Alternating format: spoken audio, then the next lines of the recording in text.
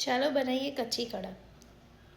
પહેલાં તેલ લેવાનું છે, પછી જીરું નાખવાનું છે, થોડી હિંગ નાખીશું, ટામેટાની પેસ્ટ જે બની હતી એડ કરવાની છે, પછી તેમાં હળદર, ધાણા જીરું, લાલ મરચું અને સ્વાદ અનુસાર મીઠું એડ કરવાનું છે।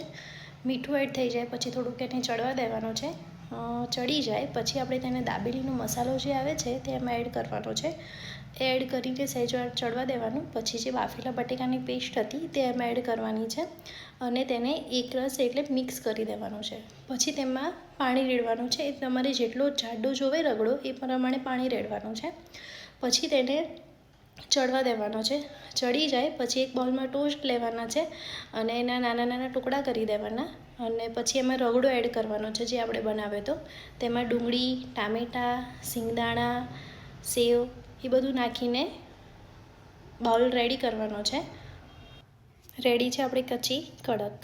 વિડીયો ગમ્યો હોય તો લાઈક, કોમેન્ટ, શેર કરવાનું ભૂલતા નહીં।